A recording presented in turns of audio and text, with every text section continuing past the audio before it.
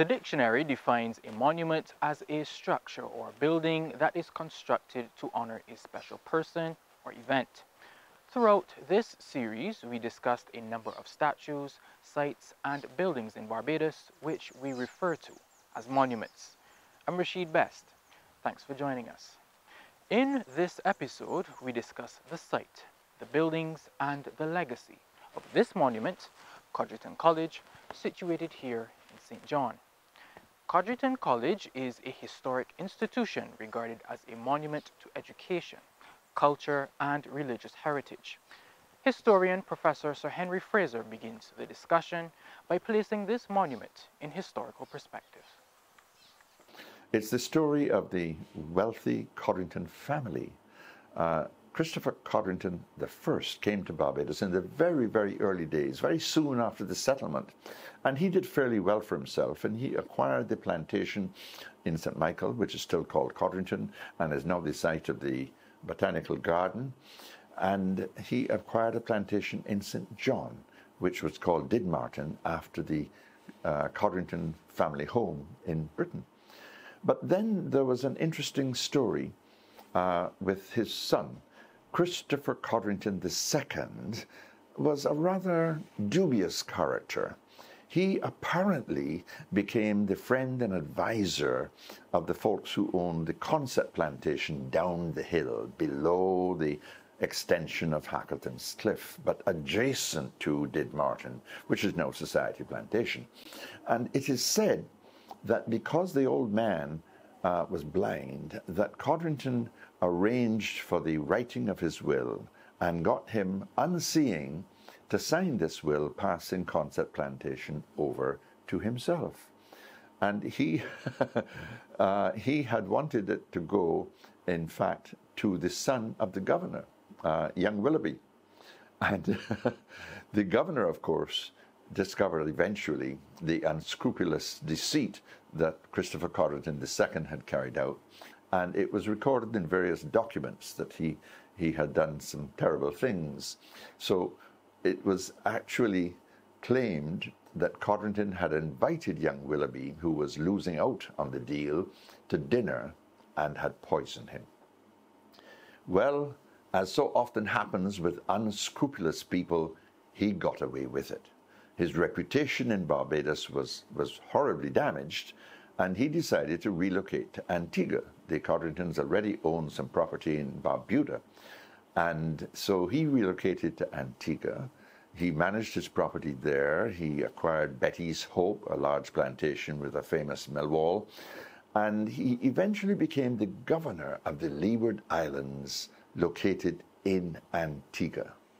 Now, his son, young Christopher III, went to school in Barbados, a small school situation, being taught by the priest in charge of St. John.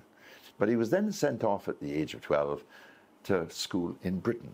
Having graduated from school, he went at 17 into Oxford University, and he became an acclaimed scholar at Oxford. He had a great wit. He wrote well in English and in Latin. He became the public orator for Oxford, but he also became a soldier. And he became quite acclaimed, living and moving in the high societies of London and even of Paris. He fought, and he became closely acquainted with William III, the King of England.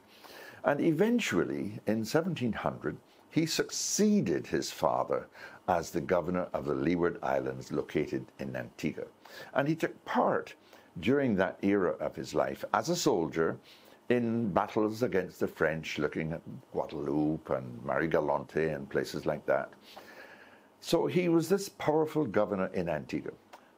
But what has to be said for Codrington was that he had very strong scruples which did not abide with the planters and the merchants of Antigua. Remember that in those days, people who came out from Britain to make their fortune in the Caribbean were adventurers.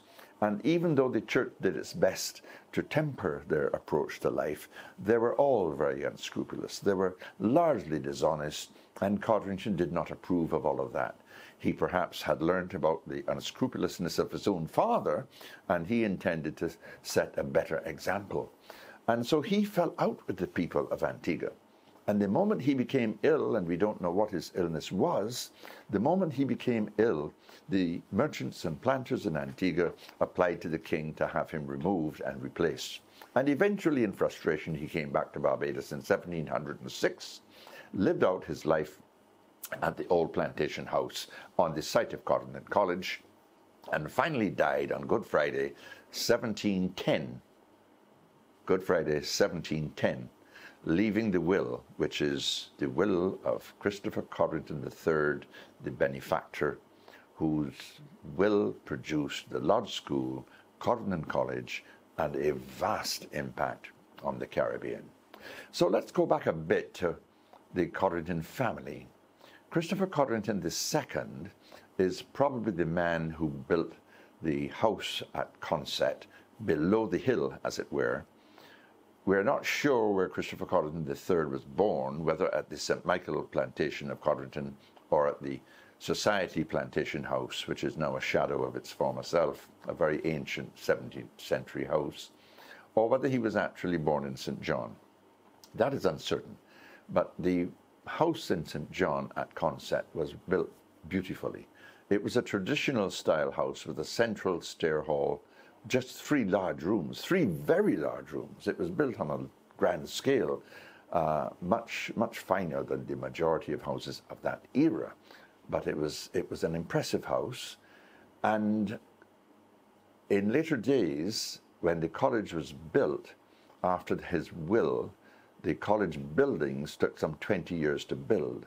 There was a delay in getting started on the college buildings because the family of Christopher Codrington fought the will.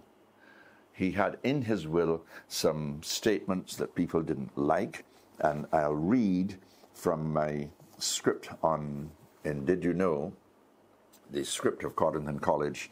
I'll read the story of the will, which is couched in the most lovely language of that era. He specified that there should be a convenient number of professors and scholars maintained therein to be under the vows of poverty, chastity, and obedience. And it was the vow of poverty and chastity, especially chastity, that upset the Anglican family members, because it was the Roman Catholics whose priests had vows of chastity, and that's another story. And so they tried to overturn the will on that count. Well, what happened was that people fighting on the behalf of the SPG to whom the estates were left, they simply took that out. But it went on that it was to provide training, study and practice physic and chirurgery, as well as divinity, that by the apparent usefulness of the former to all of mankind, they may both endear themselves to the people and have the better opportunities of doing good to men's souls whilst taking care of their bodies. Very nice language, but what I think is important is that he said to all mankind. We don't know whether in his mind, when the will was written, whether he was including the slaves on his plantation or not. But certainly the SPG subsequently looked after the slave children, and one of the things that distressed me greatly was when the government of the day abolished the society school, because the society school was in fact the first school for the establishment of the schooling and the education of the children of slaves more than 200 years ago, and at a stroke it was simply closed. And that really distressed friends of mine like the distinguished Professor Ken Harewood, who is one of our most distinguished alumni of the Lodge School, of Society School, and of Barbados, a very famous man, Dr. Ken Harewood. So that's the story of the will. Now, it took many years to build the college buildings. The original design was after the Oxford design of an enclosed place with a courtyard and a building that went around with openings on 4 sides. What actually happened was that they only built literally 1/2 of that. So the long college building extends east and west, and then a wing that goes forward where the refectory is and offices towards the Atlantic Ocean. Now, I must correct a view that people often have that the college looks onto Africa. It doesn't actually look onto Africa. It looks much more to the north, northwest. and Africa is really over to the east. So it looks out into the middle of the North Atlantic, and you would have to look right and turn your head to the right to look towards Africa. But the college buildings were finally opened as a school in 1745. There is debate about that, and that's another story. For many years, they put on the headings of the school notepaper 1721, which is based on an error made by a sloppy journalist in the 1860s. But it is very clearly established that the school opened in 1745 as a grammar school and as a foundation. And the term foundation was used for literally for poor boys. So it would have been for poor white boys.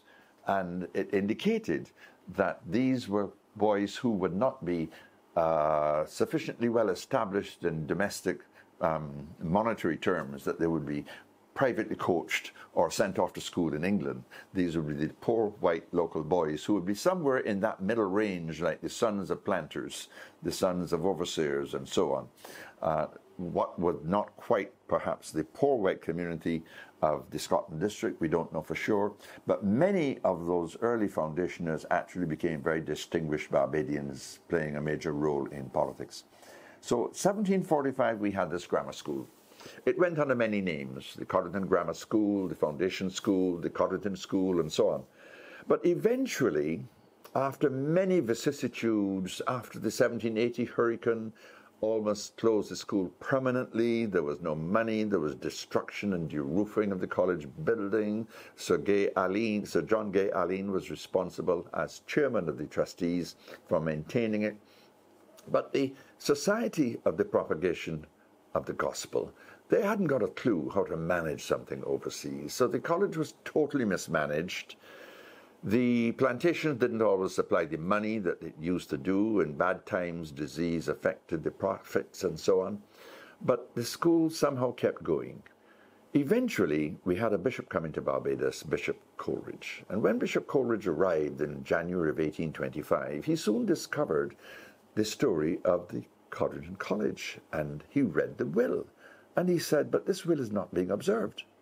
He said, we have to create a college. And so under his influence, what happened was that the grammar school was moved up the hill to a building that was known as the Chaplain's Lodge.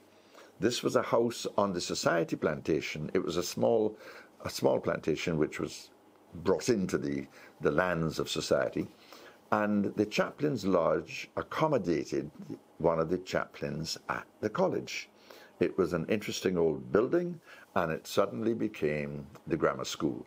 And what they did at that point was to build a school building. So if you go into the hallowed premises of my university school of the Lodge School, then as you drive through the main entrance, you find the Principal's Lodge on your right and the Tudor-style neo-Gothic old school building on your left. They built that school building to have the formal classrooms in the 1830s, and they extended it, and the school grew, and the school grew, and it grew. But the result of Coleridge's efforts was to create a college which was then devoted to the training of priests. So there was no training in medicine, because although the SPG stupidly sent out professors of medicine, there were no students to be taught medicine. So that was a waste of time and money. They just never paid a visit to understand the society in Barbados, and that there were very few schools, and there were no students coming through to go into a university to study medicine. But for the period from the 1830s until 1875, priests were trained. And then, under Bishop Mitchinson, who revised the educational system in Barbados to a great extent, while Coleridge emphasized the primary schools and the church schools, for giving everyone the 3 R's and so on, what Mitchinson did was to set out the terms for the secondary schools, and they devised this term of first grade and second grade schools and so on. But Mitchinson was interested in what happened at Codrington, and he wanted to fulfill the Codrington legacy to a greater extent. And so he was responsible for creating an association with Durham University. And from 1875, classes were therefore held not just in divinity, and theology, but in the classics and in mathematics in particular, and in some of the arts. So it became a kind of liberal arts college as well as priest training. That was 1875. What about the college? Well, the college was basically the first and only university in the English-speaking Caribbean for 100 years, from 1875 until 1953.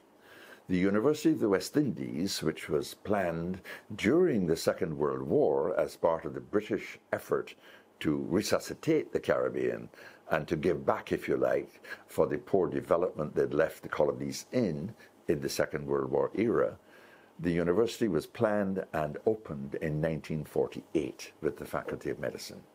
By 1950, it had the other faculties.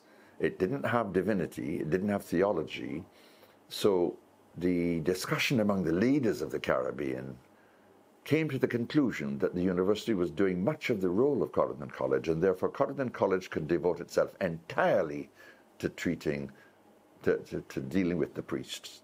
And so the college disbanded its other classes, and they brought in the Murfield Fathers from Yorkshire. And another connection of mine is that they trained us at Lodge School for our confirmation in the Anglican Church.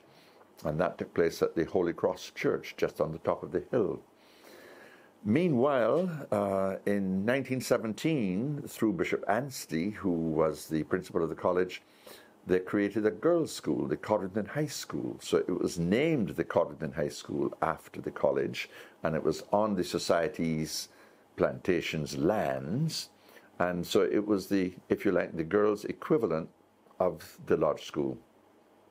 From 1953, therefore, it was just training priests. And then ultimately, an association, an affiliation developed between the university and the college. And so the college continues to train priests who are given degrees in theology, and it also does diploma courses and so on, which a lot of Barbadian elders go into. But it's still functioning under financial difficulties. And that's why our committee raised $1 million to restore it, because we said the college must not die. It was threatened with death and closure so many times over the 3.5 centuries. It's just unbelievable, 3 centuries. It's something that has struggled. It has done an amazing job. The buildings are still there. The period when the fire took place damaged things and interrupted things for a long time, but there was also a building in the main house, the plantation house, the Principal's Lodge. There was a building that gutted that in 1885, and as a result, there are some interesting features of that building, because the stair hall is a Victorian staircase in the center of this middle room, but at the very top of the building there's a strip of 17th century balustrade that is absolutely fascinating. It's a gem of carving which is identical to the amazing carving of the stair hall at Drax Hall. And that probably came about because Christopher Codrington II married the sister of James Drax, and they probably had the same master craftsman who came from England. I mean, most of the artisans of later days were Barbadians. The artistry and sculpting, the coral stone for the abandoned Carnegie Library, for example, that's a local craftsman. All of the wonderful artistry of our old houses, of our churches, the Codrington family, who were not descendants of Christopher Codrington III. He had no children of his own. But the Codrington family of Stuart's Hill and St. John was a family where the successive generations, a father, a son, and then a daughter, the famous Audine Codrington, who taught at the primary school in St. John, that family were responsible for the building of most of the beautifully carved pulpits all over the Anglican churches of Barbados, for example. So there's a huge influence a kind of almost a circular influence between the original people who came out from Britain and brought their craftsmen with them, and then the development of the art and crafts in Barbados by initially slaves who had those skills, and then the freed artisans of Barbados. So I always say that buildings like Codrington College and the Principal's Lodge and the churches and the Carnegie Library and so on, these are the works of our fantastic artisans over the years. And there's an attitude that is very negative, that anything that predated independence is not important. And in order to build, as a famous politician once said, in order to build, we must first destroy. But those beautiful buildings from churches back down are the work of our glorious ancestors, and we need to be proud of them and to build them. Canon Bindley, a principal of the college 15 years ago, he was principal from 1891 or 2 until about 1912 or something like that. And Canon Bindley pointed out, and I quote, "It has given the West Indies not only bishops, archdeacons, and the bulk of the clergy, but chief justices, barristers, physicians, planters, merchants, and men of leading positions in every single colony of the Caribbean seas. Codrington College is the oldest such foundation in England's colonial empire, and the only institution in the West Indies where an English university degree of Durham can be obtained under conditions of residence and examination." And I have to tell you that when I went to Jamaica as a medical student in 1962, members of my class from the most common famous schools in Jamaica, in Kingston College, Monroe College, they all spoke of their Barbadian teachers, particularly teachers of classics and mathematics. There was a famous Mr. Crick, for example, I think at Jamaica College. And you know, I got a certain degree of satisfaction from hearing about my older Bajans who had taught some of my medical colleagues, because the Bajan institution was famous, and people came from across the Caribbean to our college, and our teachers went out across the Caribbean. Of course, in those days, there was an era when black Barbadians who got into the college, because there were island scholarships, there were 4 island scholarships, which one of the principals created with the government. There would be 4 island scholarships, so that any Barbadian could win one of those scholarships. And someone like Sir Alexander Hoyas, who had not been born in Barbados and who was not eligible to win a Barbados scholarship, won an island scholarship to Codrington College. And when I went into lodge school, the headmaster, Mr. Farmer, was a Codrington College graduate with an MA from Durham. The next headmaster, Mr. Arthur Ralph Vernon Newsom, was a Codrington College graduate. The next headmaster after him, Mr. Percy MacDonald Critchlow, was a Codrington College graduate. Sir Alexander Hoyas, the other senior member of that quartet of 4, was a Codrington College graduate. And if you read his fabulous autobiography by Sir Alexander Hoyas, you hear all about the story of Codrington College in his pre-Second World War days. And he, in fact, wrote a history of the lodge school coming out of it. So Codrington College's contribution to Barbados and the whole Caribbean has been immense. And I often say Codrington and his will, his legacy, produced changes and development of the Caribbean that is unrivaled. This edifice stands as a magnificent architectural gem featuring a blend of beautiful architectural styles. Its elegant limestone buildings, characterized by graceful arches and intricate detailing, create a sense of timeless grandeur. The college's architecture reflects the colonial legacy of Barbados and showcases the craftsmanship of our forefathers. Looking at the fabulous buildings of the college and walking around the college is an inspiration.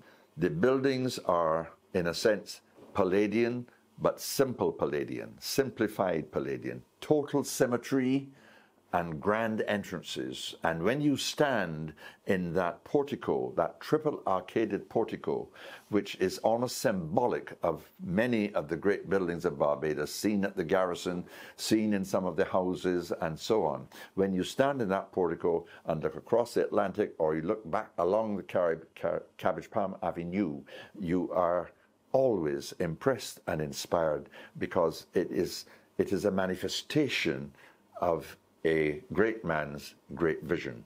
And there are details around the college as you walk around, not only the Principal's Lodge, and I created, with the help of TDC, some signage explaining some of the history of the buildings, the Principal's Lodge, the Great Hall. When you go into the portico, on one side is the Great Hall with the bust of Codrington at the end, and on the other side is this beautiful little chapel with a lovely barrel vault and lovely woodwork and so on. So that is all worth a visit. But then there are details that people don't normally notice. There are the dripstones at the eastern end of the college building. And the dripstones were the facility for pouring water into the top of a coral stone pot. It went through one coral stone pot and then another coral stone pot and was collected at the bottom. And these dripstones purified the water. The surroundings, however, are magnificent. It's not just the views down the hill, the magnificence of the cabbage palm trees, but the wonderful tranquility that is existing around the lakeside. You have the Codrington spring that comes down and has supplied so much water to the country, but it fills the lake and goes on down through the property. One other feature of the landscape is the remnant of the pool. It's almost hard to spot because it has been almost completely destroyed and eliminated, as if people didn't want to remember it.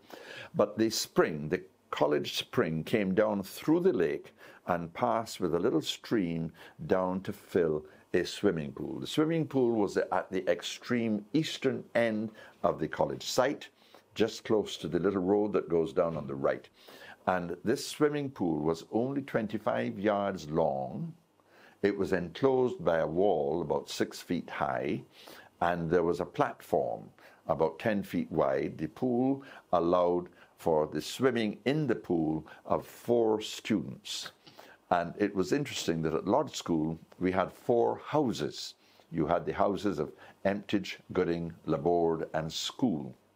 So swimming competitions between the houses took place in this Codrington pool. We would all trek down to the pool and we would take part in swimming races. And it was only a 25-yard pool, so to have a 50-yard, you had to turn at the end. It was a little awkward, but it was where the boys could have their swimming competitions. Now, one day, unfortunately, someone went to the pool on a dark night, one of the college students. This happened, I think, in the 70s, either the 60s, I think the 60s actually. One of the college students, one of the pre-students, went to the pool to have a swim at night. It was a dark night, and he was accustomed to going to the pool, going through the door, onto the platform, and diving into the pool, because it was deep enough to dive. And he did not know that for reasons of cleaning the pool that day, the pool had been drained. And he dived to his death onto the concrete floor of the pool. And rather than make the pool safe and controlled, the authorities decided to destroy the pool. It was a tragedy that happened to that poor man and his family, but it was a tragedy for the lifestyle and the health of the students that the pool should have been destroyed. It is a monument that embodies the island's historical, educational, and cultural heritage. Its architectural beauty, historical significance, and cultural importance make it a symbol of the enduring legacy of education and spirituality in Barbados. I'm Rashid Best. Thanks for your time.